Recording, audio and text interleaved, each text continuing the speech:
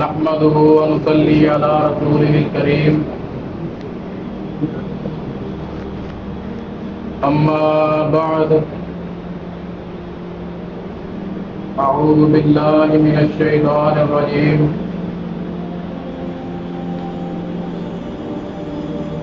اللہ رب العزت نے سورۃ الماعون کے اندر ارشاد فرمایا فویل للمصلین کہ نمازیوں کے لیے ہلاکت ہے،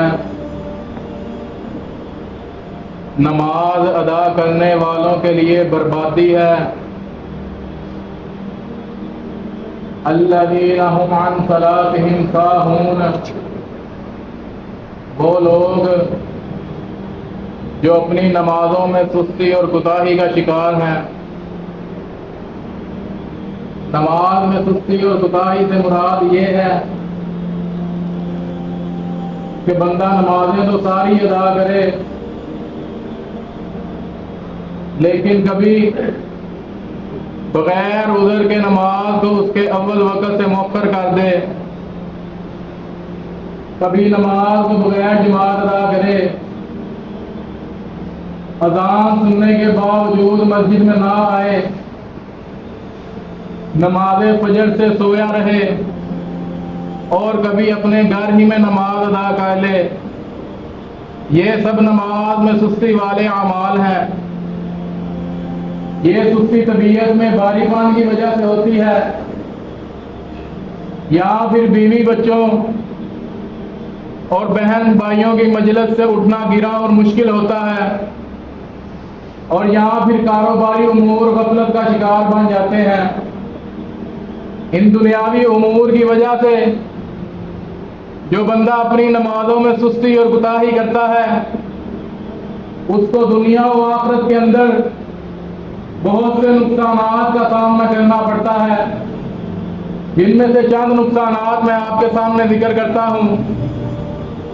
نماز میں سستی اور کوتاہی کا سب سے پہلا نقصان یہ ہے کہ یہ عمل انسان کے لیے دنیا و آخرت میں خسارے اور گھاٹے کا باعث بنتا ہے۔ اللہ رب العزت فرماتے ہیں یا ایھا الذین آمنوا، کہ اے لوگوں جو ایمان لائے ہو، لا تلہکم اموالکم ولا اولادکم عن ذکر اللہ، کہ تمہیں تمہارے مال کی محبت اور تمہاری اولاد کی محبت اللہ کے ذکر سے غافل نہ کر دے۔ فمن یفعل ذلک، اور جس شخص نے ایسا کیا، جو بندہ اولاد اور مال کی محبت میں اللہ کے ذکر سے غافل ہو گیا، فاولئک هم الخاسرون، تو یہی لوگ ہیں جو دنیا و آخرت کے اندر خسارہ گھاٹا اور نقصان اٹھانے والے ہیں۔ اور یہ بات یاد رکھیے کہ اللہ رب العزت کا سب سے بڑا ذکر نماز ہے، جس میں بندہ تکبیرات اور تسبیحات کے ساتھ اپنے رب کو پکارتا ہے، اپنے رب کے سامنے جھکتا اور سجدہ ریز ہوتا ہے۔ اس عظیم الشان ذکر میں سستی یقیناً دنیا و آخرت میں خسارے کا باعث ہے، اور مال اور اولاد سے محبت بھی ایک فطری تقاضا ہے، لیکن یہ محبت اللہ کی محبت میں حائل اور رکاوٹ نہیں بننی چاہیے۔ محبت الہی تمام محبتوں سے بلند رہے تو بندہ کامیاب رہتا ہے، اور اللہ کی محبت میں تمام محبتوں کو قربان کر دینے کا نام ہی بندگی ہے، اور اس بندگی کی پہلی سیڑھی نماز ہے۔ نماز کے ذریعے بندہ اپنے رب سے اپنی محبت کا اظہار کرتا ہے، اور جو لوگ دنیاوی امور کی وجہ سے اپنی نمازوں میں سستی اور کوتاہی کرتے ہیں وہ بندگی کی اس پہلی سیڑھی کو ہی کھو دیتے ہیں اور اپنے رب کی ناراضگی کو مول لیتے ہیں، جس کی وجہ سے یہ لوگ دنیا و آخرت میں خسارہ گھاٹا اور نقصان اٹھانے والے بن جاتے ہیں۔ نماز میں سستی اور کوتاہی کا دوسرا نقصان یہ ہے کہ ایسے لوگوں کے بارے میں اللہ رب العزت نے فرمایا فَخَلَفَ مِن بَعْدِهِمْ خَلْفٌ، کہ اللہ نے پہلے اچھے لوگوں کے بعد کچھ برے لوگ پیدا کیے، اضاعوا الصلاۃ، کہ جنہوں نے اپنی نمازوں کو ضائع کیا، واتبعوا الشہوات، اور انہوں نے اپنی خواہشات کی پیروی کی، فسوف یلقون غیا، ان قریب یہ لوگ جہنم کی وادی غی میں پھینکے جائیں گے۔ سعید بن مسیب رحمہ اللہ اس آیت کی تشریح میں لکھتے ہیں کہ اضاء الصلاۃ سے مراد یہ ہے کہ بندہ نمازیں تو ساری ادا کرے لیکن کبھی بغیر عذر کے ظہر کی نماز کو عصر تک لیٹ کر دے، عصر کی نماز کو مغرب تک، مغرب کی نماز کو عشاء تک، عشاء کی نماز کو فجر تک، اور فجر کی نماز کو طلوع شمس تک مؤخر کر دے۔ اگر ایسا بندہ اپنی حالت پر قائم رہا اور اس نے اپنے رب سے توبہ نہ کی تو ان قریب یہ جہنم کی وادی غی میں پھینکا جائے گا جس کا اللہ رب العزت نے وعدہ دے رکھا ہے۔ اور امام ابن کثیر رحمہ اللہ اس کی تشریح میں لکھتے ہیں کہ عبداللہ بن مسعود رضی اللہ تعالیٰ عنہ نے فرمایا کہ غی سے مراد جہنم کی ایک بہت گہری کھائی ہے کہ جس میں کھانے پینے کا ذائقہ انتہائی گندا، پلید، خبیث اور کڑوا ہوگا۔ اور امام ابو ایاز رحمہ اللہ لکھتے ہیں کہ غی سے مراد جہنم کی وہ وادی ہے کہ جس میں تمام جہنمیوں کا خون اور پیپ جمع ہوتے ہیں۔ تو جو بندہ بغیر عذر کے اپنی نمازوں میں سستی اور کوتاہی کرتا ہے تو وہ بندہ جہنم کی وادی غی میں پھینکا جائے گا، اس کا اللہ رب العزت نے وعدہ دے رکھا ہے۔ نماز میں سستی اور کوتاہی کا تیسرا نقصان یہ ہے کہ ایسے لوگوں کو کائنات کے رب نے ہلاکت کی دھمکی دی ہے، ایسے لوگوں کو اللہ رب العزت نے بربادی کی وعید سنائی ہے۔ اللہ رب العزت فرماتے ہیں فویل للمصلین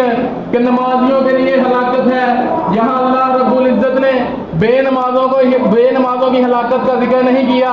بلکہ نمازیوں کو ہلاکت کی دھمکی دی ہے کہ وہ نمازیں تو ساری ادا کرتے ہیں، الذین هم عن صلاتهم ساہون، مگر اپنی نمازوں میں سستی، کوتاہی اور غفلت کا شکار ہیں۔ نمازوں میں سستی اور کوتاہی کا چوتھا نقصان یہ ہے کہ یہ عمل انسان کو منافقین کی صف میں شامل کر دیتا ہے، کیونکہ نمازوں میں سستی کرنا منافقین کا طریقہ کار ہے۔ اللہ رب العزت نے سورہ توبہ کے اندر منافقین کی علامات کا ذکر کرتے ہوئے فرمایا وَلَا يَأْتُونَ الصَّلَاةَ إِلَّا وَهُمْ كُسَالَىٰ کہ وہ منافقین نمازیں تو ادا کرنے آتے ہیں مگر سستی اور کوتاہی کے ساتھ۔ ان کے قدم نمازوں کی طرف بڑھتے تو ہیں لیکن تنگ دلی اور گھٹن پن میں، اور یہ تنگ دلی اور گھٹن پن نماز فجر اور عشاء میں ان کی طبیعتوں پر زیادہ ہوتا ہے۔ اسی لیے امام الانبیاء جناب محمد الرسول اللہ صلی اللہ علیہ وسلم نے فرمایا، صحیح مسلم کے اندر روایت موجود ہے، آپ فرماتے ہیں ان اثقل صلاۃ علی المنافقین کہ منافقوں پر باری ترین نمازیں صلاۃ العشاء و صلاۃ الفجر، وہ عشاء اور فجر کی نماز ہے۔ ولو یعلمون ما فیہما، اور اگر یہ لوگ جان لیں کہ ان نمازوں کو وقت پر ادا کرنے کا کس قدر اجر و ثواب ہے، لا اتوہما ولو حقوا، تو وہ لوگ یہ نمازیں ادا کرنے آئیں چاہے انہیں اپنے گھٹنوں کے بل چل کے آنا پڑے۔ اسی طرح رسول اللہ صلی اللہ علیہ وسلم نے فرمایا تلک صلاۃ المنافق کہ یہ منافق کی نماز ہے، یجلس وہ بیٹھا رہتا ہے، یرکب الشمس سورج کا انتظار کرتا رہتا ہے، حتی اذا کانت بین قرن الشیطان یہاں تک کہ جب سورج شیطان کے دو سینگوں کے درمیان میں آتا ہے، فقام فناکرھا اربعا وہ بندہ جلدی سے اٹھتا ہے اور کوے کی طرح 4 ٹھونگے مارتا ہے، لا یذکر فیہما الا قلیل اور اس نماز میں اللہ کا تھوڑا ہی ذکر کرتا ہے، تو یہ منافق کی نماز ہے۔ اور عبداللہ بن مسعود رضی اللہ تعالیٰ عنہ فرماتے ہیں کہ رسول اللہ صلی اللہ علیہ وسلم کے زمانے میں 2 آدمیوں کے علاوہ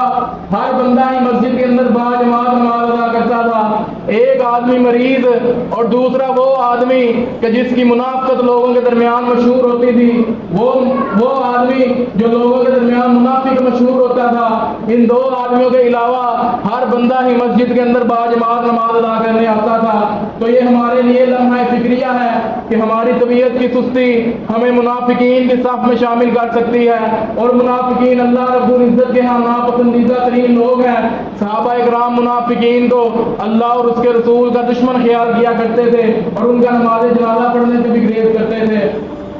اور نماز میں سستی اور کوتاہی کا 5واں نقصان یہ ہے کہ ایسے لوگوں سے رسول اللہ صلی اللہ علیہ وسلم نے شدید غصے اور نفرت کا اظہار کیا ہے۔ اٹھائیے صحیح المسلم، رسول اللہ صلی اللہ علیہ وسلم فرماتے ہیں لقد حممت ان آمر بالصلاۃ کہ میں نے یہ پختہ ارادہ کیا کہ میں اپنی اس جگہ پر کسی آدمی کو کھڑا کروں اور اس کو حکم دوں کہ وہ لوگوں کو نماز پڑھائے، ثم انطلق معی برجال پھر میں اپنے ساتھ کچھ آدمیوں کو لے کر جاؤں، معهم حزم من حطب جن آدمیوں کے پاس لکڑیوں کے بڑے بڑے گٹھے ہوں، मैं उन आदमियों को लेकर ऐसे लोगों की तरफ जाऊं ला यशहदून अस्सलात फिल जमा, कि जो नमाज को बाजमात अदा करने के लिए हाजिर नहीं हुए, मैं उन लोगों की तरफ जाऊं फउहर्रिका बुयूतहुम अलैहिम बिन्नार, तो मैं उनके समेत उनके घरों को आग के साथ जला दूं। अगर मुझे औरतों और बच्चों का डरना होता तो मैं उनके घरों को जरूर आग के साथ जला देता। सामीने मुहतरम जरा गौर कीजिए, जो इमाम तमाम नबियों का इमाम है, जो नबी पूरी औलाद आदम का सरदार है, जो नबी इंतहाई मुशफिक और नरम दिल थे, वो नबी जो सारी उम्र अपनी तहज्जुद की नमाज में या रब्बी उम्मती की दुआएं करते रहे। आपका इतनी सख्त बात करना, आपका घरों को जला देने की बात करना, इस बात की वाज़ेह दलील है कि बगैर जमात नमाज अदा करने वालों से आप सल्लल्लाहु अलैहि वसल्लम को शदीद नफरत थी और ऐसे लोगों पर आपको शदीद गुस्सा था। और इतनी नफरत और गुस्सा एक ऐसे अमल में गुदाही पर ही हो सकता है जो अमल फर्ज और वाजिब हो। तो हर मुसलमान मर्द पर मस्जिद के अंदर बाजमात नमाज अदा करना फर्ज और वाजिब है। मसाजिद की तामीर का मकसद ही यही है कि मुसलमान 5 नमाजें बाजमात अदा कर सकें। तो बहरहाल ये कुछ नुकसान तो उन लोगों के मुतालिक जो नमाजें तो सारी अदा करते हैं लेकिन अपनी नमाजों में सुस्ती, कोताही और गफलत का शिकार हैं। अल्लाह रब्बुल इज्जत से दुआ है कि अल्लाह हमें नमाजों में सुस्ती और कोताही से बचाए और हमें पक्का सच्चा नमाजी बनाए। व आखिरु दावाना अनिल हम्दुलिल्लाहि रब्बिल आलमीन।